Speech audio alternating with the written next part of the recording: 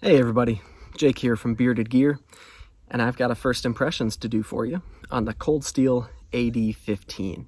This knife was loaned to me by my buddy Kyle from DTOM Knives and Gear. I'm going to link down below to Kyle's Instagram and his YouTube. I met Kyle through YouTube because he is making knife videos, much like I am. He does some really cool tabletop videos, and he's got a great take on everything that comes across his table, in my opinion. And he's new to Instagram as well, so I'm going to link to both of those down below, so check him out if you haven't already. I've borrowed enough gear from him that if you've been following me for a while, you should already know who he is, but check him out. He's great. Anyway, this is the Cold Steel that has been most intriguing to me in a long time. I grew up on Cold Steels. I've told that story a little bit in some other videos, but I grew up in Ventura County. Their headquarters are in Ventura, California. I went to their parking lot sales growing up. I had their swords and their spears and their tomahawks and their pole axe and a bunch of their knives and their fixed blades and all kinds of, I had a lot of Cold Steel stuff growing up. I grew up watching Lynn Thompson cut pigs in half on VHS. Look, I loved Cold Steel as a kid. But in adulthood, Cold Steel's been a little bit like Mall Ninja for me, kind of tactical, and it's not really my speed, a lot of the stuff that they come out with. I hope that's not too offensive to say, but that's been my perception of them on a lot of the things that they offer. Although they do offer some very good stuff. I've reviewed a couple of Cold Steel things here on the channel already, and largely it's been very positive. I still really think that some of the best value you can get out of a fixed blade comes from Cold Steel. They make some great folders, which are like, for the dollar, you get a lot of performance. But a lot of what I buy at this time, it's not as like I need to squeeze every bit of performance out of the dollar that I can get. It's more like fit and finish and style and things that get me excited. Anyway, this got me excited when I saw this coming out. First of all, I've been seeing the customs of these for a long time, and I think that the Scorpion lock is a really interesting lock type. And so Andrew Demko's customs of the AD15, they'd been too expensive when I first started seeing them, but I was intrigued by them for a long time. I think it's a really cool, unique, different lock type. So anyways, when I mentioned to Kyle that I'd been meaning to check one out and he had just reviewed his, he was like, no problem, say no more. And he sent it. And I'm really glad he did. I appreciate that he's willing to let me check this out and use it a little bit and just kind of see what it's made of. And so I've had this knife in my possession for a couple of days now, but I've only gotten to carry it for one whole day. And I've slipped it in and out of pocket a couple of times. I do this thing now where when I'm getting dressed for the day, all of the knives that I'm in the process of trying to suss out and test and figure out so that I can build some experiences with them and review them, regardless of what I end up actually carrying after I'm dressed. As I'm getting dressed, I'll try like 10 different knives in my pocket because I've got so much stuff I'm trying to feel out right now. So I've slipped this into a couple of different pockets at this point over the past couple of days, but I've only carried it in pocket in one pair of pants, and those were like thicker jeans. And it's a heavy, thick, big knife in pocket. Let me say that. It's chunky. It's thick this way. It's not thin that way. It's pretty long. Like, this is a big knife, and it feels pretty heavy and pretty thick, but that's kind of the character of the knife. So I don't know. I wasn't expecting it to be a featherweight. What I will say, my biggest gripe with it so far is from having it in pocket, is the texture of this G10 is really aggressive, and it's not any less aggressive right under the pocket clip. So sliding it past the pocket clip, it's a little bit of a pocket shredder. It's not like the end of the world, and if you're somewhat careful as you put it in your pocket, you can kind of avoid a lot of the wear that would come from just shoving it in there. But it's aggressive G10. It's more aggressive than I think is necessary for most people, but I'm sure there's some people that like it that crazy. Not me. It's kind of like jimping for me. I don't like it when any material on a knife is like painful to hold on to. I'm not using my knives while wearing gloves very often, and like, I don't know, it's just not me.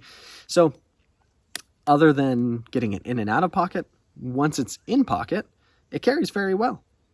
Fairly well. I said very well. Fairly and very at the same time. It's in between fairly and very well. The clip is functional, good, not deep carry, not by a long shot, but I feel like it kind of suits like the nature of this knife. This whole thing feels pretty tactical to me. Most Cold Steels do, and that's fine. I like the color. I'll say that. I think this is the only color they offer it in, unless I'm crazy. But I dig OD Green G10. I like that this bar, I think on these, it's aluminum, and on his customs, they're titanium. But on the lock bar, if you want to call it that, it's like this cool anodized color. It's like a burnt bronze, but it's a little more gray than most burnt bronze that I've seen. And the shining feature of this knife, the reason why I wanted to check it out, is the scorpion lock. I'd never even handled one until now. And it's fun to play with. It's totally different. It's a really, I don't know, like, I feel like there are certain lock types that come out and they're different, but in function and in real practice, they feel very similar to other stuff that's already out there. This feels wildly different than anything else I've ever experienced. And it's fun to play with. I enjoy it. The whole thing is pretty stiff. I don't know how broken in this knife is, but it's definitely, I've seen some people fidgeting with some of the customs, and they might just be super broken in, but they look much more like fluid, like there's less tension on everything than there is here. I could be wrong though. It's hard to know without holding those. But yeah, in terms of function, it's different. It's fun. I find that because instead of there being a detent, you're pressing against the pressure of that bar, it feels like a backlock on deployment. So if I'm wanting to like flick it out, I have to give it a little bit of wrist for it to reliably deploy. But closing it, this is way better in my opinion than a backlock, because I can just pull that separate there and drop it down. What's funny too is if you overextend like that, it looks super funny, like I broke the knife, because the lock just needs to engage, but then you just kind of locks right into place. And it's just this pin that sits into the notch there, and functionally, I think it's great. I think it's great too that when you're holding the knife, you're holding the lock in place. That's a cool thing to me. Yeah, I don't know. I'm excited to keep carrying and using this knife a little more, and my first impressions so far are pretty good. I don't know if I'm going to come away from this feeling like I need to have one. It's certainly alluring. And the only reason why it's alluring for me to have one is because it's so different because of that lock. If this knife was a liner lock, or especially a back lock, or a frame lock, or any typical lock type, I can't say with a straight face that I'd really see myself needing to own one. It's pretty similar to a bunch of other Cold Steels that do have those lock types. I don't own any of them. But the ergos are pretty good for me. It's comfortable enough in hand, although the materials are all pretty rough. The edges are chamfered really well. There's no like hot spots or sharp corners or anything, but this G10 is just, goodness, it's aggressive. And then the stepping too on this bar, it's a little bit, I don't want to say sharp, but I can feel it there. It's aggressive machining. But yeah, really, this knife to me is about the lock. It's about, is it cool enough to have a different lock, to have a scorpion lock in my collection for me to feel like I need one? I don't know if the answer to that is going to be yes after using it a little bit more. I can say it's fun to play with. I can say I'm enjoying having it here right now. But after I send it back to Kyle, am I going to feel like there's a hole in my collection because I don't have this to do? I don't know. We'll see. But overall, functionally too, like, this is a really solid knife. If you're looking for a knife just to be like a solid work, like hardcore knife, this is a great option. It's really thick S35 VN blade stock. That's ground pretty well. It comes down to a reasonable thinness behind the edge, and it's got a robust tip on it. It's a strong lock type. It's good ergos. It feels like it would be comfortable even with gloves on or doing like prolonged stuff. If you're in law enforcement or you're working with your hands or you need like a robust, sturdy, kind of hardcore knife, I get it. I feel like this could be a great option. That's not really what I'm typically looking for in an EDC knife. If I had one of these, I don't know. We'll see at the end of the time, but I imagine if I got one of these, I'd probably sand down this G10 to where it's, if not totally smooth, pretty smooth, and see if maybe there's a deep carry clip option for it.